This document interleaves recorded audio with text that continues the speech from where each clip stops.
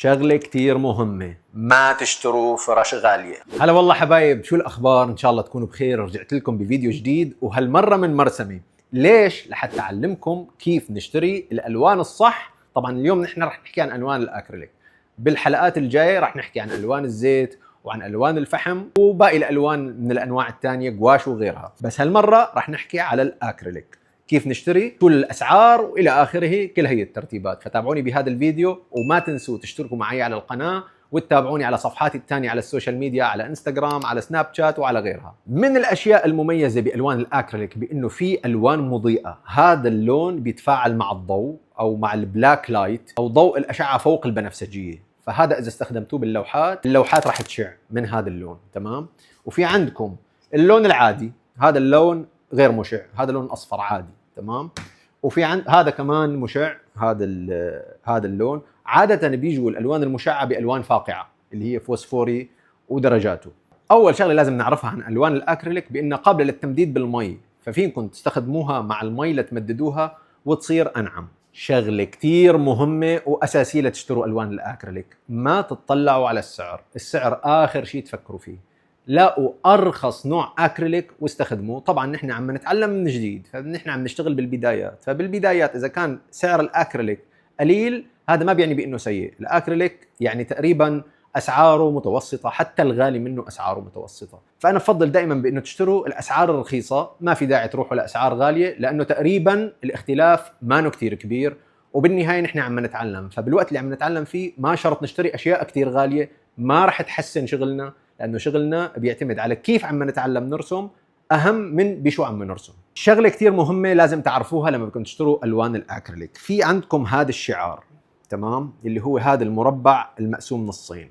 هذا الشعار بيقول لكم قديش اللون شفاف او درجه شفافيه اللون. يعني راح اعطيكم مثال على واحد ثاني.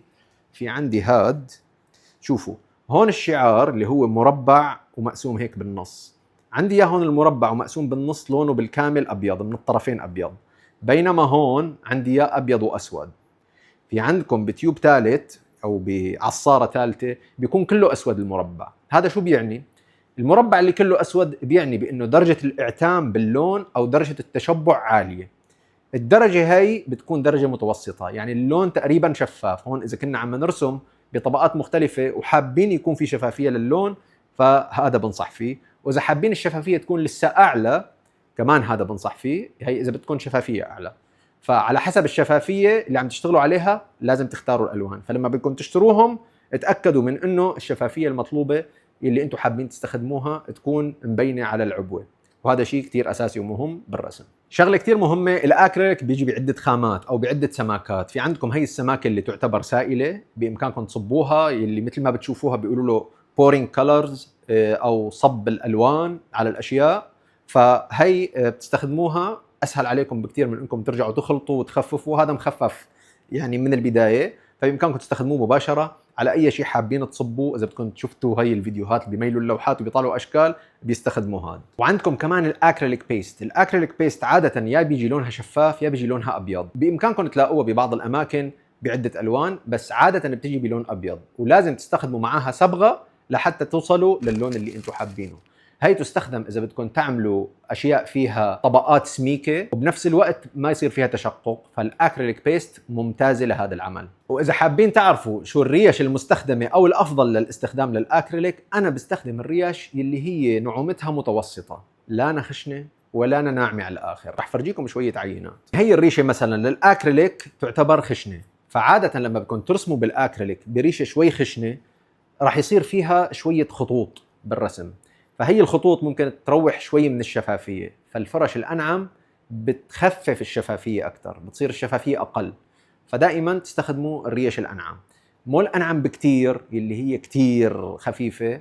هذيك عاده تستخدم لالوان الماء، بس لالوان الاكريليك هلا صحيح انه الاكريليك هو مخلوط بمي، بس هو مو بشفافيه الالوان المائيه. الالوان المائيه بتكون شفافه تماما، تستخدم عاده على الورق. بس الاكريليك بامكانكم تستخدموه على الورق، بامكانكم مو على الورق العادي، على ورق الرسم او على الكانفاس او على الخشب. ممكن تستخدموه على كثير اسطح ثانيه. الاكريليك بامكانكم تستخدموه على اشياء كثير الصراحه. بس الافضل انكم تستخدموه على الكانفاس او على الورق المخصص للرسم بالاكريليك. شغله كتير مهمه، ما تشتروا فرش غاليه، خاصه بالوقت اللي انتم عم تتدربوا فيه على الرسم. اذا قادرين تشتروا فرش غاليه، هذا ما بيعني بان الفرش ممتازه، ما بيعني بان رح تغير لكم شغلكم، رح يصير شغلكم افضل. بس الفرش الغاليه اذا حابين تشتروها او اذا قادرين تشتروها، اشتروها ما في مشكله، بس دائما اختاروا الشيء اللي بيناسب الشغل اللي انتم عم تشتغلوه. يعني انتم اذا حابين انه يكون شغلكم في نعومه، في انسيابيه بالشغل، فاشتروا الفرش المتوسطه بغض النظر عن سعرها. هلا احيانا بيكون الفرش عن جد كثير غاليه، يعني ممكن تكون هي الفرشايه ب $100 وممكن تكون بدولار، ممكن تكون بنص دولار وبتأدي نفس الخدمه تماما، بس الفرق بانه الفرشايه اللي كثير غاليه بتعمر اكثر، بس لا اكثر ولا اقل. بس الفرشايه الرخيصه ممكن تضل عندكم سنه وسنتين وثلاثه على حسب كيف عم تستخدموها وعلى حسب يعني كيف عم بتحافظوا عليها. وعندكم كمان هذا النوع من الالوان اللي هو بخاخ، بس بخاخ اكريليك، يعني انتم ما بتشموا ريحه هذا البخاخ القويه اللي هي بتكون محطوط عليها ثينر، لا هذا الثينر تبعها هو مي، فهي اكريليك تماما.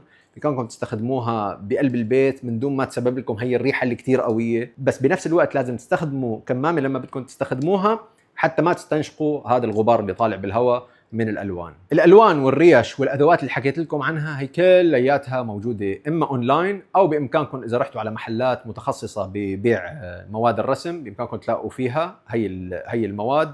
بس هذا البخاخ يعني مو كل الاماكن بتلاقوا موجود فيها، انا بشتريه اونلاين، موجود بعده ويب سايتس، فبامكانكم تشتروها منه. راح فرجيكم عينه عن لوحه رسمتها، ورسمتها هي على التلفزيون على MBC. هي اللوحه رسمتها على فوم بورد. طبعا الفوم بورد انا بستخدمه بدال الكانفاس، ليش؟ لانه الفوم بورد اول شيء بامكاني اتخلص منه، يعني ما بيلزم، او اذا اللوحه راسمها فقط لغايه معينه وما بتلزمني وماني حابب بيعها وكذا، فبرسمها عاده على فوم بورد. بس هاللوحه احتفظت فيها لانه تركت عندي ذكرى حلوه، مرسومه بالاكريليك على فوم بورد. الفوم بورد يا جماعه هو عباره عن فوم مضغوط بهذا الشكل، وبيجي يعني ملمسه شوي قاسي وبنفس الوقت خفيف كتير، تمام؟ راح فرجيكم هلا اللوحه. طبعا انا راسمها بالاكريليك بالكامل على الفوم بورد، وبيعلق كتير منيح على الفوم بورد لانه في طبقه ورق، هي الطبقه عليه طبقه ورق، ومن الطرف ببين معكم بانه فوم، شايفين؟